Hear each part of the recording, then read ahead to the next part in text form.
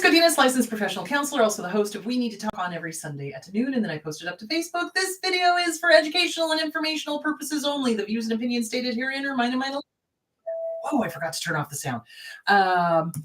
There we go. Mine and mine alone. They do not represent the ACA, the APA, or any other therapist for that matter. Boom, shakalaka done. I would like to thank my sponsor, BetterHelp. BetterHelp. BetterHelp.com/Chris Godinez. They're an online therapy company. They are awesome. They are international. So if you can get onto the internet, you can get with a therapist from betterhelp.com/Chris Godinez. All you got to do is go on there, fill out some questions.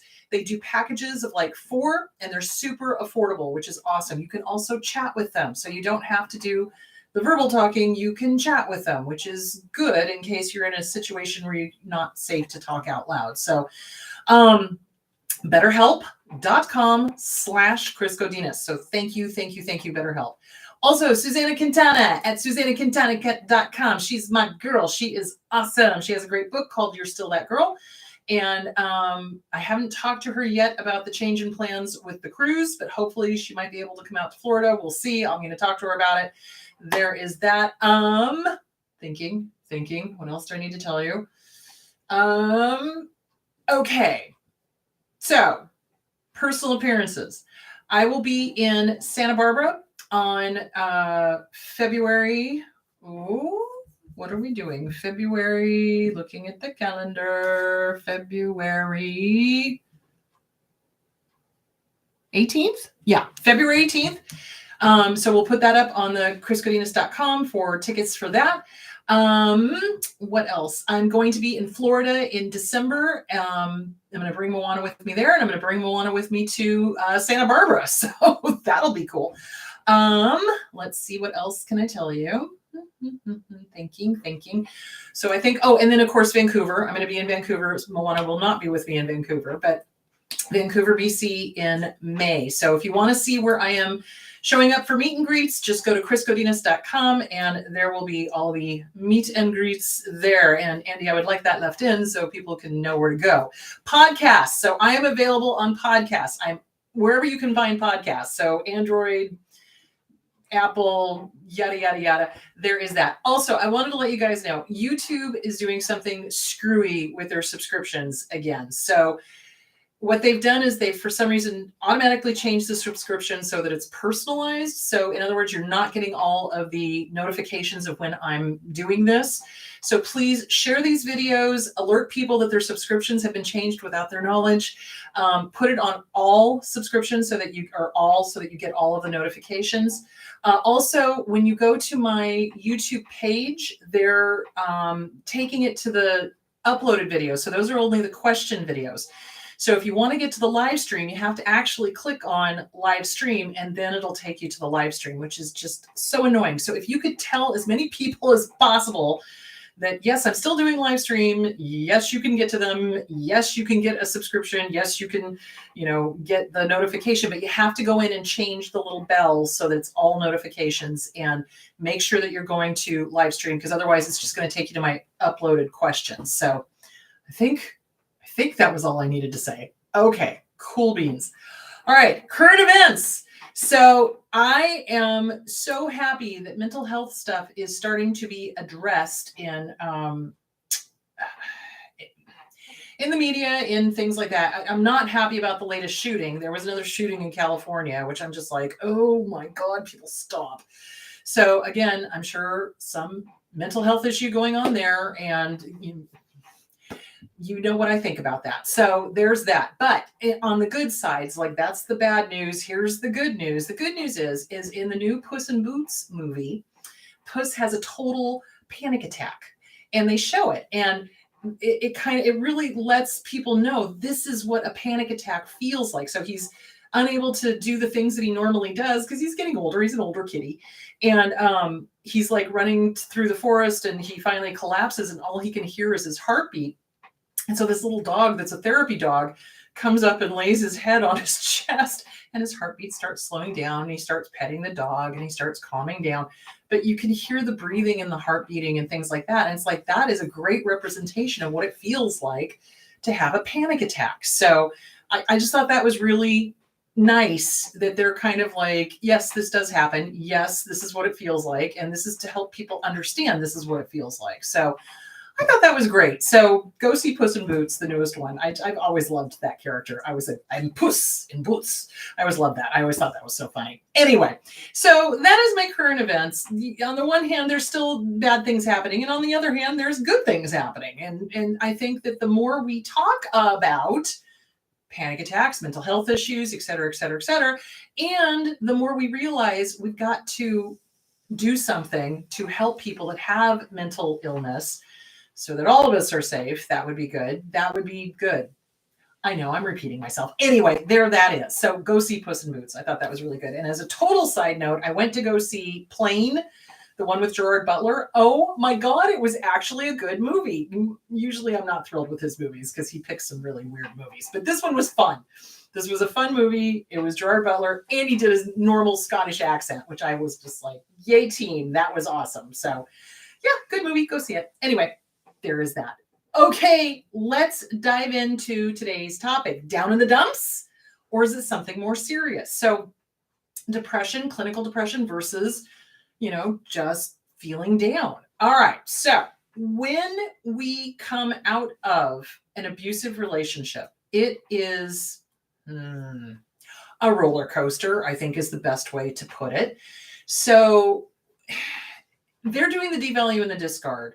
They're lying to us. They're telling us all these horrible things about ourselves that are not true. And we believe them because we loved them and we, expect them to treat us like we treat them, which is not the case, obviously. So we come out of that relationship. We realize, okay, we're done. We don't want to be treated like that anymore. We're leaving. And we get out and there's this sense of relief, but there's also this sense of absolute self-doubt. Absolute not feeling good about yourself, absolute not trusting yourself, absolute, all sorts of, second guessing. Did I do the right thing? Oh my God, did I just throw away the love of my life? No, you didn't. No, you didn't. You did not throw away the love of your life. That person does not love. So we have all of these mixed emotions. And there's a difference between feeling down and being clinically depressed. So feeling down, feeling depressed, feeling sad, feeling hopeless, feeling all of that on a temporary level is normal. So when I say temporary, I mean like less than 3 to 6 months. Okay.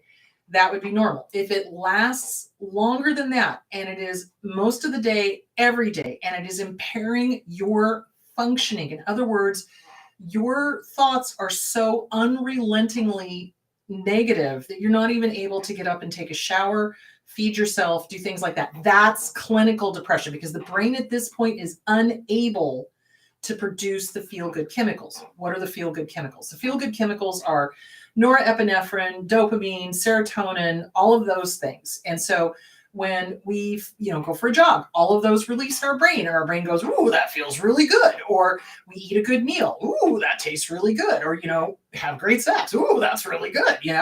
It all releases. But when we're clinically depressed, nothing makes the brain produce enough of those feel-good chemicals for us to feel good.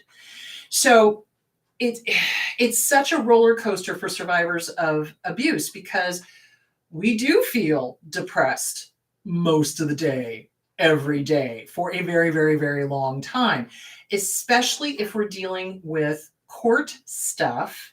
It is so hard, especially for people who are divorcing or have a custody battle, because if it's just a single person getting rid of an abuser, it is so much easier to just go, no contact, that's it, we're done, don't contact me, here's a restraining order, back off. What was that shirt I saw the other day? Bibbidi bobbidi, back off. So I thought that was really cool. Anyway, so it's done. But if you're divorcing a narcissist, if you are divorcing an abuser, if you've got children together, if you've got property together, if you've got anything of value together, because they do view children as something to be used. So, because we mean nothing more to them than a pen. I don't have one around, but if I could hold a pen, we mean nothing more to them than a pen. So everything is to be used. So what they do is they drag it out. Meanwhile, we're going through this healing process that I think, how do I explain this? In a healthy breakup, and yes, there are healthy breakups with people that are not disordered. In a healthy breakup, you go your own way, everything's, relatively okay. There's no nastiness, there's no, smearing, there's no, up and down, discard, devalue, blah, blah. It's mutually agreed. We're not working out.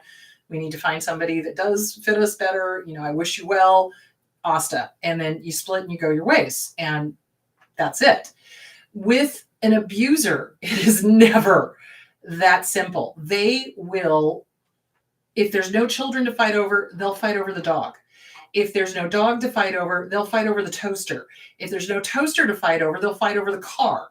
Do you see where I'm going with that? It's like they find a way to keep that messed up, dysfunctional connection to the target of abuse.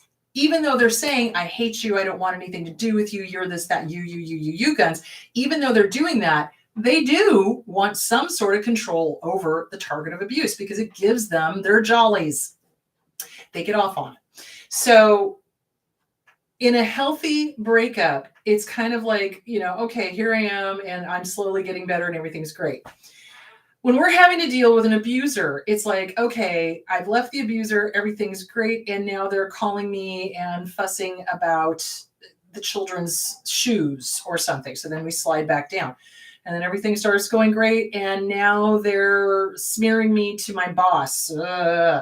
Okay, and everything's going great, and now they're doing something else, and we're sliding back down. So it's not a linear, like a takeoff. It's like we don't ever get to take off, because these jerks are constantly dragging us back. It's almost like, do you remember The Godfather? Do you remember when he's like, I try to get out and they just keep dragging me back? That is what it's like to be with an abuser. They just keep dragging us back. They don't really want us to be completely without them. Now, that is not because they love us. Let us be very clear. And a lot of people really, really, oh my gosh, really confuse that. So I was reading something the other day in one of the forums, and this person was asking a question, and they were like, I realize that my partner is abusive and a narcissist and this and that and the other thing. I've gone no contact. I've stopped. And now all of a sudden they're saying, oh, I want to go to therapy. Oh, I want to do that. Well, no, they don't change. They say that to drag you back. We've talked about that. And that's another reason why we have such down moods, down. So it's not, it is not easy what we are doing, leaving. It is not. And you also kind of get on that pink cloud when you finally get rid of the abuser and everything's great and we're feeling great about it. And then we start having to process all of the trauma, all of the abuse, all of the lies, all of the devalue, discard, everything. It is not easy. It is not easy. And I just want to validate that this is 10 times harder than a normal breakup. It is 100,000 times harder than a normal breakup. It is not a takeoff like it would be if you were in a healthy relationship. It is more of a get going, fall back, get going, fall back, get going, fall back, get going, fall back, get going, fall back. But you are climbing. You just don't realize it because you keep getting dragged back so much. They will do everything they can to keep you in that unhappy state. They're only happy if it rains. Seriously. They're only happy if you're miserable. They're only happy if you're suffering and if you're not doing as well as they are, which they love to put onto Facebook and everything else. So situational depression is what a lot of survivors have. If it worked for the damn abuser, y'all be great. Y'all be like, okay, this is over. We're done. We're moving forward. Everything's good. But these jerks keep dragging us back with court, with nasty letters, nasty emails, nasty texts, nasty phone calls, et cetera, et cetera, et cetera. My recommendation is, excuse me, my recommendation is do not talk to them on the phone. Even if you have children together, the phone is to be used for emergencies only. Hold on, I gotta grab my water. Oh my goodness. Okay. The phone is to be used for emergencies only. And by emergency, I mean somebody needs to be on the ground bleeding. Seriously.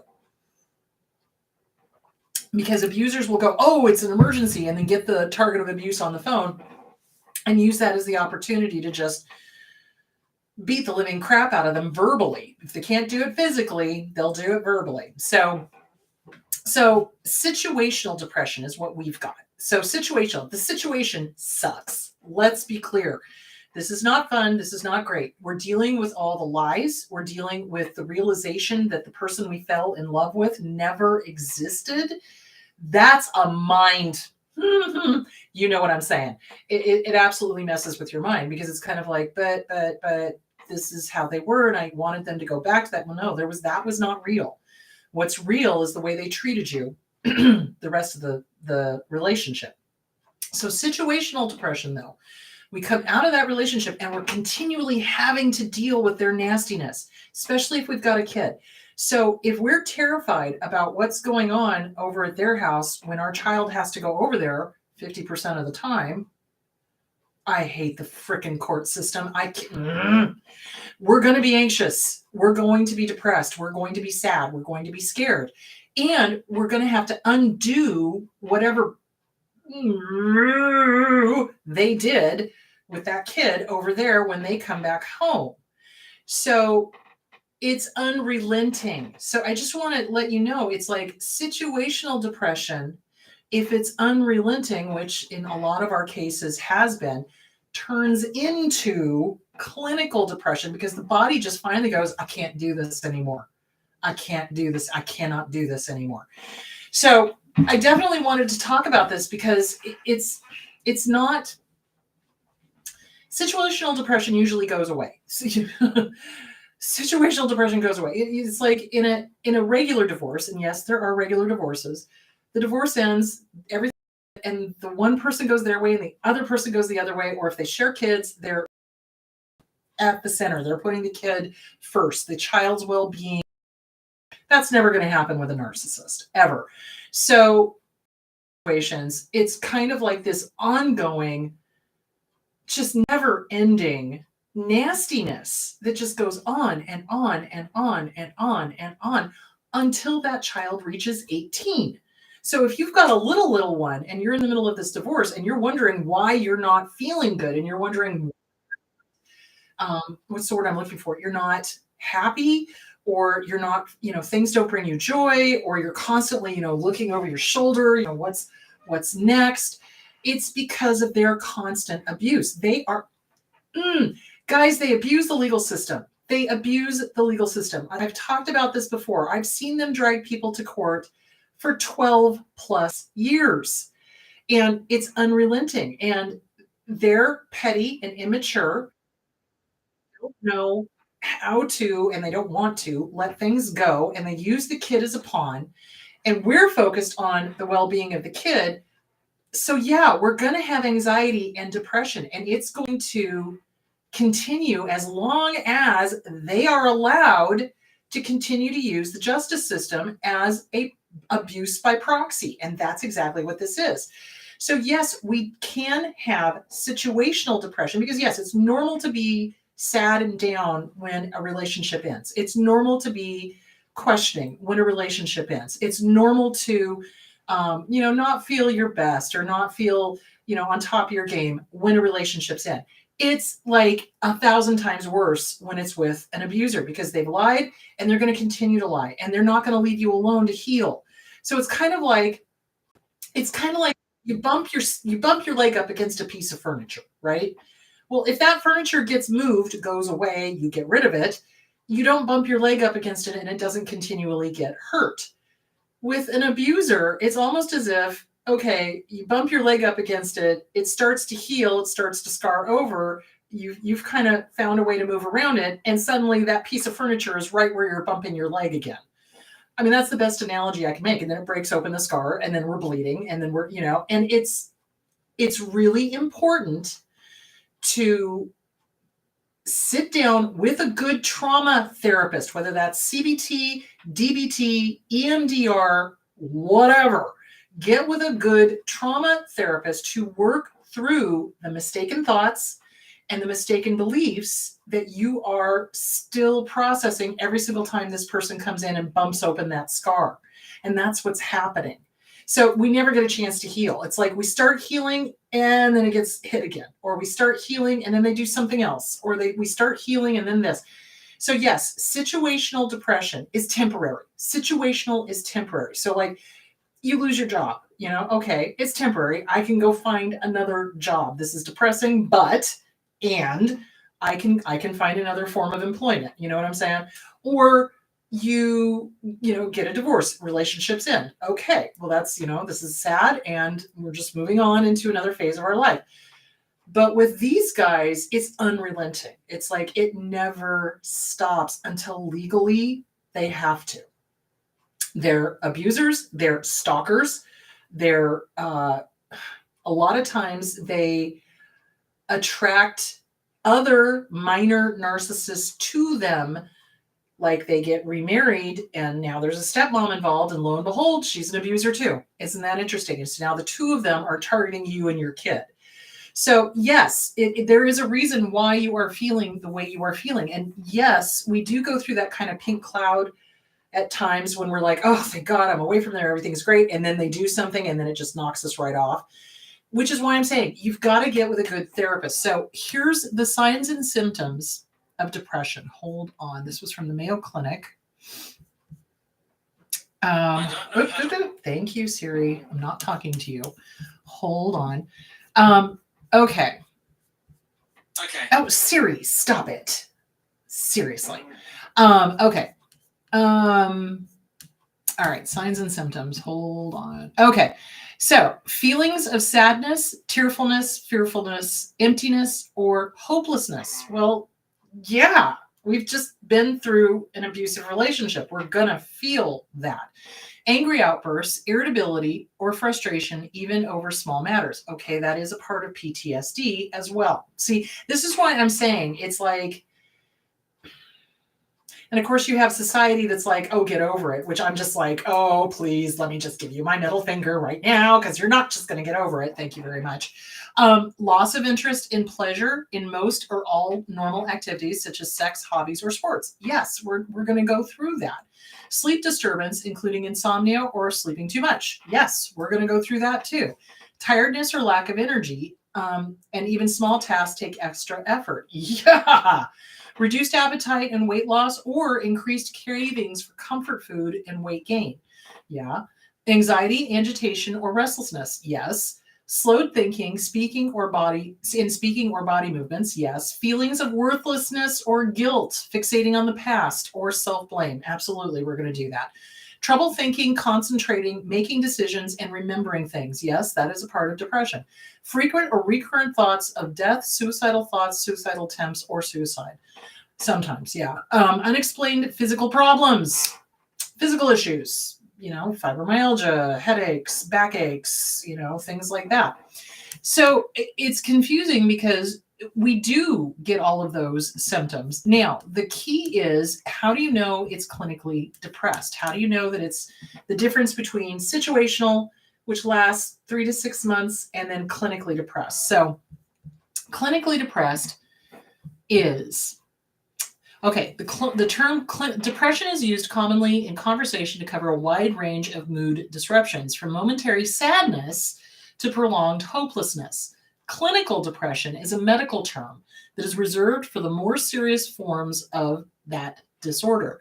Also called major depression, people who are clinically depressed experience a number of symptoms in addition to unremitting sadness or disinterest, such as sleep problems and appetite disturbances, and their thinking is so unrelentingly negative that their ability to carry out everyday functions is seriously impaired, and they cannot envision a bright future.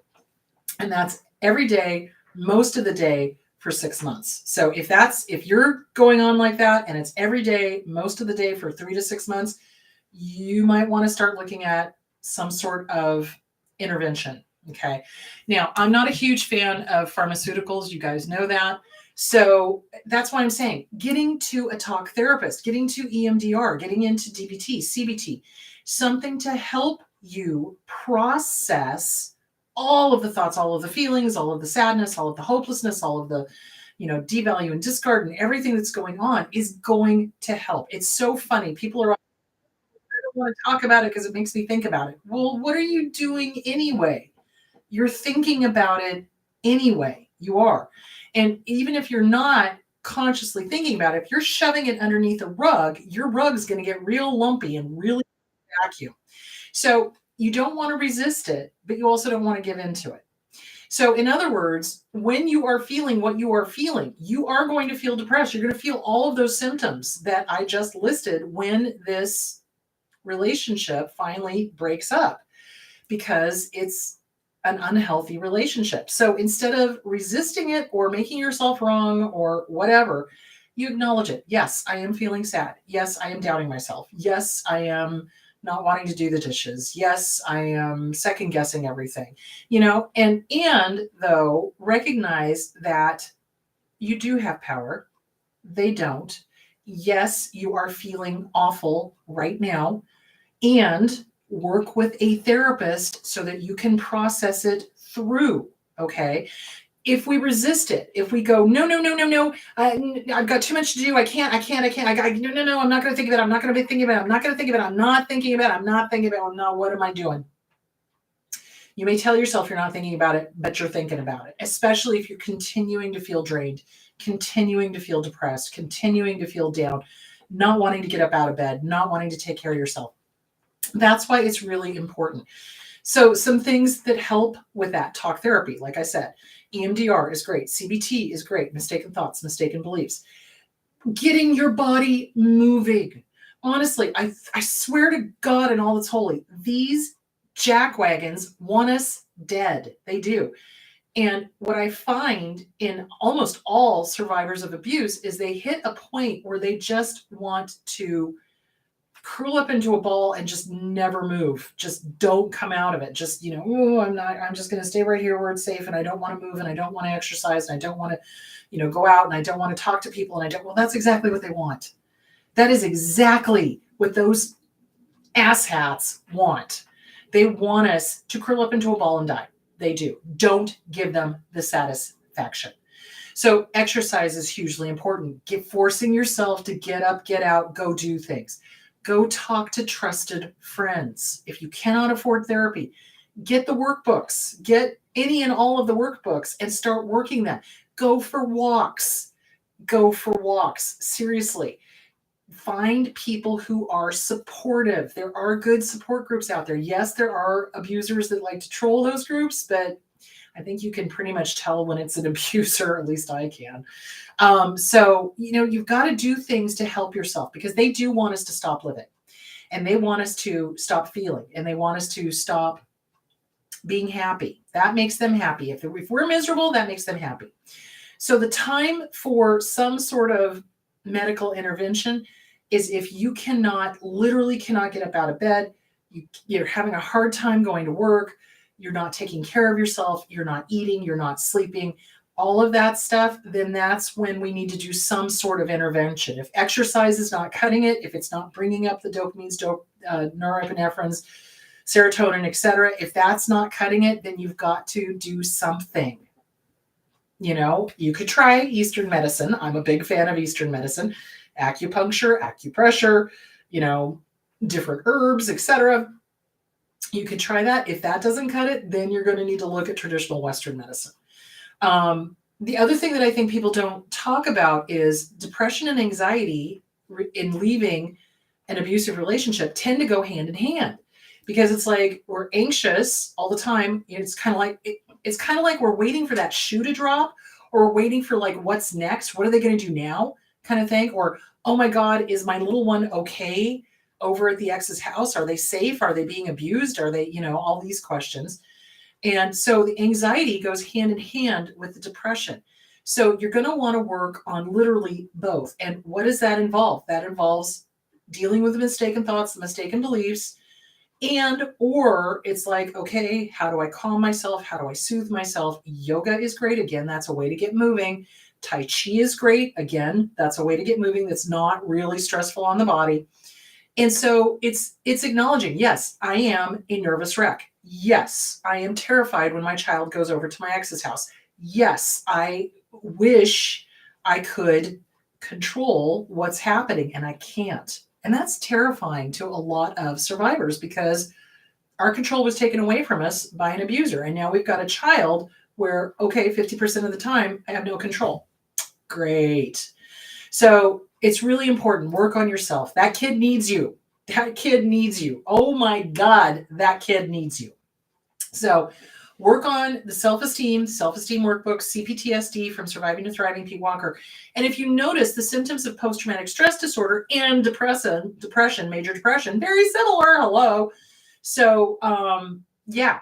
So that is something to think about. And like I said, it's really, and we're coming out of this addiction. We have been addicted to the abuser, not to the abuse, to the abuser, and when we realize that that person was real and we have to go on without who we thought they were. And when we start realizing, no, they never loved us. No, they were never real. No, they really didn't care what happened to us. They didn't, it's devastating. It is devastating, which is why I'm saying get with a good trauma therapist. Please, please, please get with a good trauma therapist. If you're having any of these symptoms, you got to do something. You can't just do nothing. You got to do something. It is harder for it to resolve on its own. Okay. Like if it was a healthy breakup, I would say, okay, eventually this will resolve on its own. This is not going to resolve on its own because it's this continual waiting for the shoe to drop. So I hope that explains the difference between clinical and situational. So situational is like, it's a situation, it changes, you get better because the situation stops or you go on to something else or whatever. Clinical is where it's unrelenting. The thoughts are unrelenting. They're negative and you cannot function. That is clinical depression. And we do have depression when we come out of these relationships, especially as we are healing and recognizing all of the betrayal, all of the lies, all of the nastiness, the duplicity, the cheating, the smearing, it is depressing. It is. So, and like I said, anxiety goes hand in hand with that. So it's not uncommon to come out of a nasty, abusive relationship with both depression and anxiety. And like I said, though, I would prefer that natural things be done first. Let's see if we can resolve it with exercise, diet, drinking plenty of water, talking to good friends, doing the books, etc. And then if none of that works, then look at Western medicine. So there is that. Okay, let's dive into the questions. Dun, dun, dun. Okay, let me make this big so I can read it. Okay. Would they fight over things when things need to be done? Oh, would they fight over when things need to be done?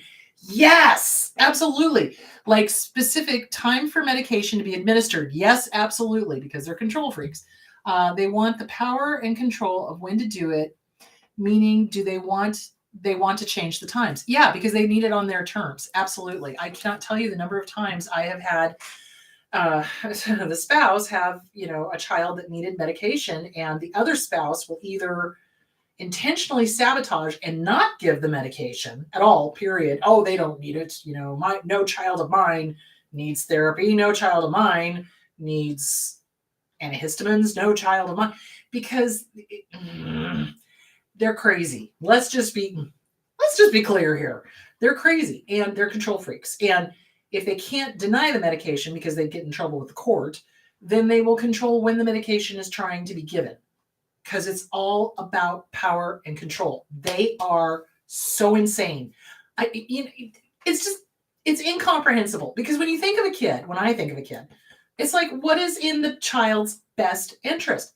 They don't care what's in the child's best interest. What they want is to show you that they are in control and charge, and you have no control over what they do, and that they are the God as far as giving medication is concerned. Absolutely, they do that. Go away, bug. Absolutely, they do that.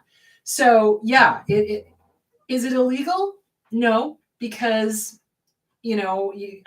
proving that they're not giving the medication on time, only if you have them in text or in email, saying basically, screw you, I'm not going to do this medication at this time, or screw you, I'm not going to do this medication at all. And then even at that, I've seen judges just, I don't know what I'm doing. And they just ignore that because they don't know what they're doing. And they don't consider that part of the abuse.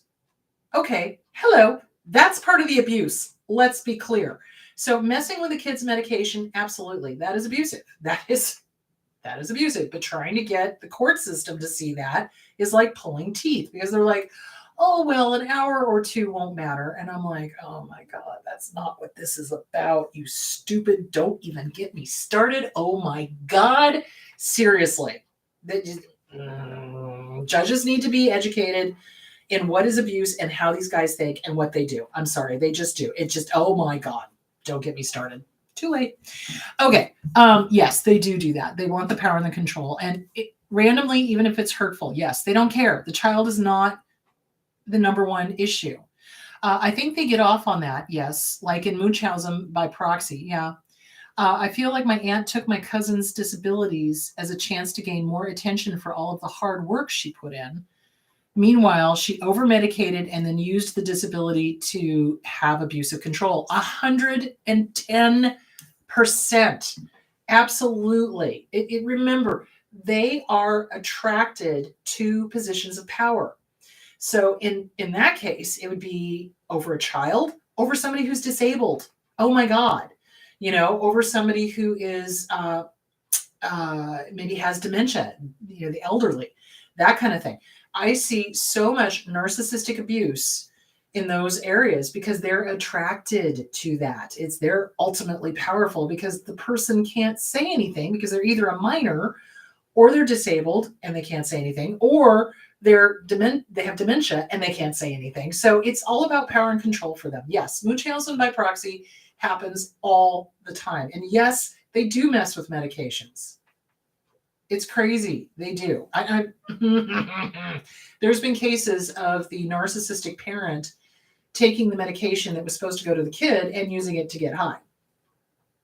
So yeah, they're jackwagons. So in cases like that, the only thing you can do would be to call, if they're an adult, you call Adult Protective Services, which is just about as useless as Child Protective Services. But that's really the only thing you can do. I mean, you got to get evidence that there's abuse going on. You've got to get evidence that they're going against the court order.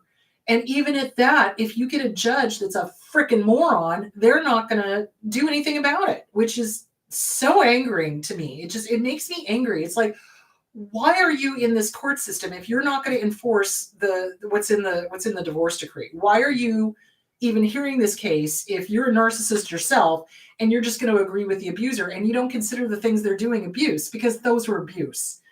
They're not trained. They have zero training in abuse. They have zero training in how these jackwagons think or do or whatever. I mean, I have seen prosecutors that had more savvy knowledge of psychology than judges. So don't get me started.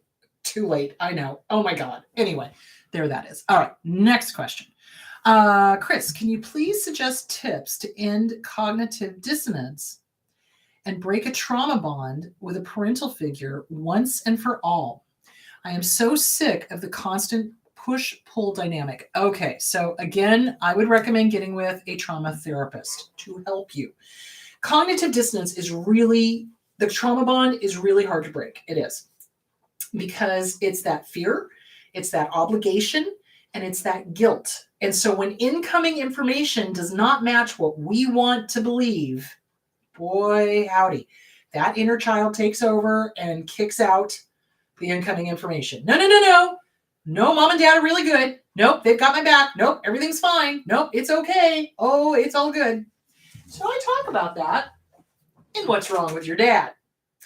Because my dad was cuckoo for Cocoa Puffs, and so was my mom. But anyway, I talk about it in here. And really, the way to break it is you've got to write it out. You write out every single thing that person has done to you. And you talk it over with a good trauma therapist. Because okay, say for example, so I have clients that do that, and especially with parental units. It's like when the parent was the abuser, it's really hard because that inner child so badly wants to be loved and accepted. and taken care of and treated the way they should have been, that the inner child suddenly takes over. And the next thing we know, we're going over to their house to have Sunday dinner, even though we know it's going to end in a complete knockdown, drag out fight. So Inner Child Workbook, Catherine Taylor, that's going to help you. If you don't like the Catherine Taylor one, there is the Lucia Capaccioni one. So the Catherine Taylor one is more experiential. So the Catherine Taylor one goes through each developmental age, and she has you do things like, rock yourself as a baby. How does that feel? Or spread out a blanket or something on the ground, grab some applesauce, slather it in your hair. I personally enjoyed that. That was fun. So obviously nothing happened as a toddler. But then going into the young child, 6 to 10, that's when things started getting weird. And that's when things started popping up. So it's experiential. And I really like experiential things because I find that it helps me go through and, work things out. The Lucia Capaccioni one is you write with your non-dominant hand the child stuff. And with your dominant hand, you write the adult stuff. And that's another great way to get it out. It's just coming at it from different angles. So I would say the Inner Child Workbook, either by Catherine Taylor or Lucia Capaccioni, get with a good trauma therapist, write out everything they did to you. Write it out.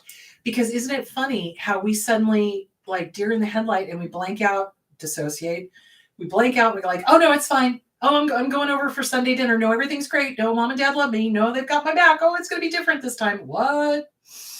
No, it's not. And breaking that bond is really important, especially if the parental units, I like to call them parental units because they're not parents, I'll tell you that much, are abusive, verbally abusive, physically abusive, emotionally abusive, financially abusive, religiously abusive, you name it, abusive. Yeah, no, thank you. So write it out so that you can see it.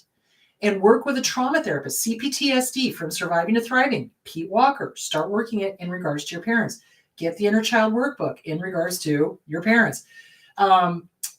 Self-Esteem Workbook by Glenn Schiraldi. Start working on your self-esteem. People who love themselves do not put up with that at all, period. I mean, when I was in my young 20s, it's like I had to leave and get out of the near vicinity, because if I was anywhere near there, they would harangue me to come visit and come stay and come do that. And I finally was like, I need to be 1,000+ miles away.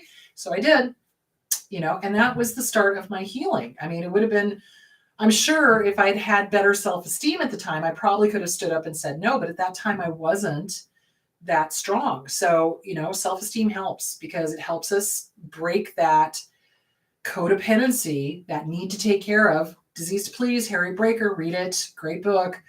And breaking that codependency, being able to stand up for yourself and say no and mean it and not feel guilty. So anytime anyone makes us feel fearful, obligated, or guilty, they're toxic. They're toxic. You're dealing with somebody toxic who is manipulative. So the best way to break that is to write out everything that happened to you and have a chat with the inner child. When I was 6, this happened. Okay, 6-year-old me, listen, I love you. I got your back. We don't need mom and dad anymore. We need us. They're never going to be the parent that we wanted and needed. And that, boy, howdy, that hits a lot of people right in the gut. When they finally realize it's like, oh, my parent is never going to love me. My parent is never going to accept me. My parent is never going to be the parent I needed, and we ourselves have to become the parent that we wanted and needed. You have to reparent yourself. And that is where the self-esteem stuff comes in. That is where the mirror work comes in. So when you're looking in the mirror and you're saying, hi, good to see you. Have a great day. That is you reparenting you, because that's what a good parent does when they see their child. Okay. So yeah, this is going to sound silly, but with Moana, my dog, we've been working with her. She's now leash trained, which is awesome. And we finally got her to sleep on the bed. And frankly, I cannot wait for her to wake up in the morning. I really can't. I don't have kids.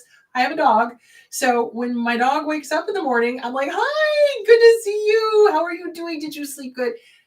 That's what parents do to kids too. I mean, I did that to all my nieces and nephews. I'm sure they think I'm very bizarre, but they have a good sense of self-esteem. Do you see where I'm going with that? So it's good parents acknowledge and validate their kids when they see them first thing in the morning. Okay. We need to start doing that for ourselves, because honestly, How many of us wake up in the morning and go, oh God, today is going to suck? And then it does, because we've primed our subconscious it's going to be a rotten day. And why do we do that? Well, where did we learn it from? My dad was the one that was constantly like, oh, this is going to be awful. This is going to be terrible. Oh, I'm dreading this day, blah, blah, blah. Every day. Every day of his miserable life. And then he couldn't understand why nobody wanted to be around him. Go figure. So we need to reparent ourselves, say hello to ourselves the way that we wanted to and needed to when we were kids. Hi, good to see you. Have a great day. I give you permission to stand up for yourself. Do you see where I'm going? You give yourself permission to work on whatever it is you need to work on. For you, it would be standing up for yourself, not falling back into the cognitive dissonance, not falling back into the fog, not going back to mom and dad, because that's never going to give you what you need. I wish it would, but it's not going to. So that is the best way to break that. Okay. Can depression flare up when going through a medical event? Oh, hell yeah. I had a very painful procedure last week and was verbally abused by a nurse. Oh, Bunny, I'm sorry. And now I feel down and scared. Okay, here's how you're going to take your power back. I do not put up with nurses that are snarky, nasty, vicious, or doctors. Thank you very much. I would report her. Absolutely. Or him or her. Report them. Report them. Document it. Report them to the board of your state and to the hospital and to the doctor, and let them know what they said and what they did and how it made you feel.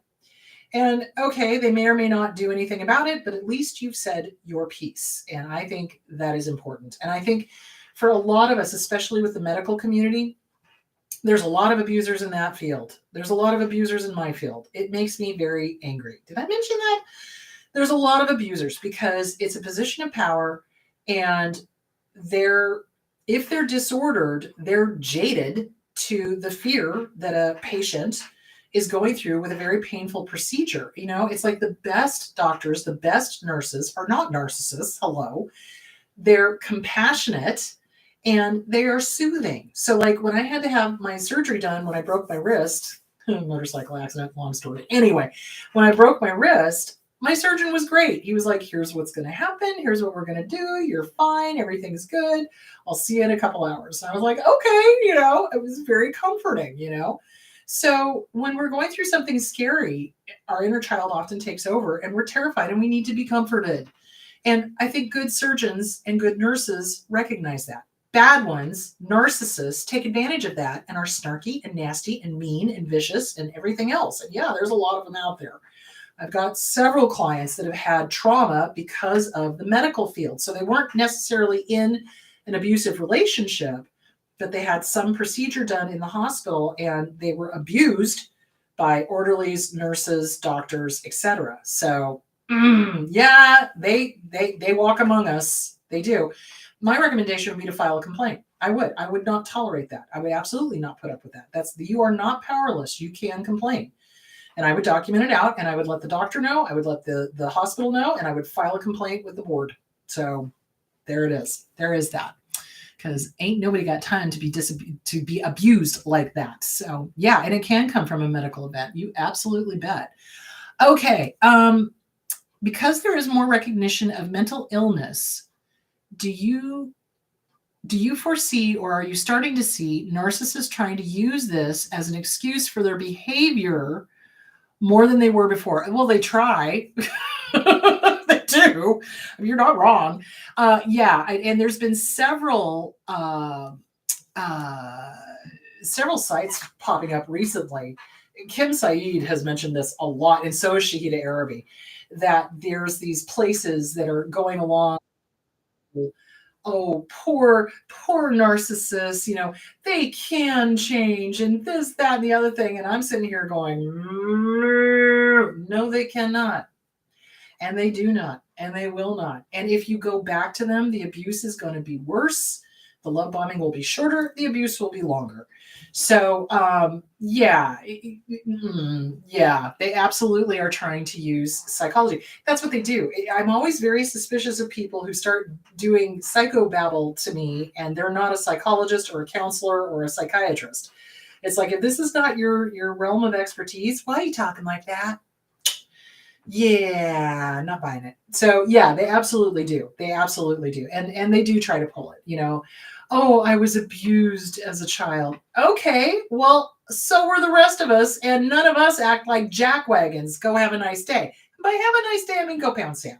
So yeah, they try to do the whole, oh, I have PTSD. And if you want a really great example of that, listen to how a certain director who directed the Avengers behaved after his behavior was pointed out. I think you guys know who I'm talking about. So, yeah, and claimed that it was PTSD. And I'm just like, no, I don't think so. So yeah, they will. They absolutely try to use it. They absolutely try to, pretend to be the victim because that's what they do. They're good at being the victim. So yeah, so absolutely. Yeah, I totally agree. And they've done it in the past too. This is nothing new, but I have noticed recently it's been more pronounced. So yeah. A lot of people here in India seem to think that suicides can always be prevented with counseling. No. Are they right or are they being delusional? No, well, suicides, it depends on what's going on. There's a lot. Wanting to end your life is as varied as anything else in the mental health field. Sometimes it can be helped and sometimes it can be prevented and sometimes it cannot. And it's better to try to prevent it, with counseling and therapy and medication if that's what's needed, that kind of thing. No, if somebody is really truly wanting to end their lives, they'll do it. Therapy or no therapy. And I'm going to talk about this more in February. I definitely want to talk about abusers and how they use that to manipulate and control. But the other thing of it is too, is that when people are that depressed, like there's no abuse, they're not abusers, they're depressed, they cannot see a way out. Their brains are thinking so negatively that they literally think that's the only way to feel better. Okay. And I can totally relate because when I was in high school, probably a little younger, I felt totally suicidal living in my parents' house because my dad was an abuser and he was abusing me and my mom was just turning a blind eye. So, and I was just kind of like, this is the only way out. Oh my God, this is the only way out. And then it was kind of like, I went outside, I sat on the slide, I looked up at the stars and the moon, and I kind of went, no, no, no, no, no, no. There's another way. There's another way. And what saved me, ironically, was Robin Williams. And what did he end up doing? Killing himself. Go figure. But his comedy is what kept me hanging on because it was like, as long as I can laugh, as long as I can find that, I'm going to survive. And that's what I told myself. And I listened to Monty Python. I listened to Robin Williams. I listened to Steve Martin. I listened to, any comedy album I could get my hands on so that I could keep those endorphins, dopamine, serotonins. I didn't even know I was doing that, but so that I could feel good in the middle of being abused. And isn't it funny? My dad hated all of those people. So I'm like, go figure. So yeah, it's not necessarily that they want to end themselves. They want to end the pain. And finding the source of the pain is really going to be helpful. And giving them hope, real hope. Like, look, you do have power. Look, you can affect change on you. Can't affect change on other people, but you can affect change on you. Can be helpful. Does it help in every case? Do people go on to suicide, complete suicide? Yeah, they do. And is it brain chemistry? Possibly. Is it situational? Possibly. So you do everything you can to help. You do everything you can to keep that from happening. So, and again, and this was something that came up recently. Interesting you mentioned this. This is something that came up recently with a client of mine. They were like, dealing with an abuser, and then they expressed suicidal thoughts. And I stopped and I went, who do you really want to kill? And they laughed. It was that recognition laugh. And she was like, I want to kill him so badly. And I went, that's who you want to kill. It's not you. And I don't recommend killing him either. But, it's an expression a lot of times of hopelessness and pain and anger. And really, it's like the real person they want to kill is the abuser or whoever is causing the problem. And it's not really that they want to kill him. They just want it to stop. So getting to the root of it. And so then we went over a safety plan and discussed, All right. Do you, are you serious about this? Do you have, no, no, no, no, no. And thank you for helping me realize this is what I really want. But no, I don't really want that. But yeah, that's why I'm so angry. And then accessing the anger and dealing with the depression and the sadness and the hurt and the betrayal underneath. That was very healing and that helps them. So you got to have a good therapist that kind of understands what's driving the suicide thoughts, what's driving the ideation. If you've got a therapist that's just like, that'll be $100,000 million, they're not going to help. You need a therapist that's going to ask the right questions and get to the heart of it. So there that is. Okay, hope that answered the question. It doesn't always help. You got to have the right therapist. And like I said, if there's brain chemistry going on, that's got to be addressed. So there that is. Why does being unliked make me feel unsafe? Oh, you are not alone. So codependency. Let's talk about codependency. Codependency is when we realize as a kid that we have to be accepted, liked, whatever, by our caregivers in order to survive. So codependency happens when we start caretaking and then they give us food or they give us shelter or they give us clothes or they give us whatever. So feeling feels dangerous because if they were mad at us, what did they do? Withhold food, withhold shelter, withhold clothing, withhold love, whatever that means to them because they don't love. So yeah, it does feel dangerous. It absolutely does. And so the counter to that is self-esteem. Work on the codependency with The Disease to Please by Harriet Breaker. Work on the self-esteem with The Self-Esteem Workbook by Glenn Schiraldi. Okay. So as we start recognizing our own worth and we start validating ourselves, we don't need somebody else to like us. We need to like us. We need to like us. Not everybody is going to like us, guys. Trust me, not everybody is going to like us. And if we live or fall on, whether somebody likes us or not, we're going to be miserable all our lives. So you've got to love yourself. You got to like yourself. You got to work on that self-esteem. You got to work on that. Hey, I have value and I have worth. And if this person doesn't like me, they're a loss, So that's why it feels so dangerous, is because our survival literally depended on whoever we had the codependent relationship with, not abusing us, keeping us safe, giving us food, water, shelter, clothing, etc. That's why it feels so dangerous. Okay, my loves, I am, I think, done. Hold on. Let me just double check. Is that the last one? That is the last one. All right, my guys, I am done. You guys have a great week. Take good care of yourselves. I will answer any other questions that I did not get to on Wednesday. And I cannot remember what I'm talking about next week. So we'll talk about that on Wednesday. And I will post this up to Facebook. Please remember, YouTube is doing something weird. So please share these videos. Go into your subscriptions. Make sure you're getting all notifications.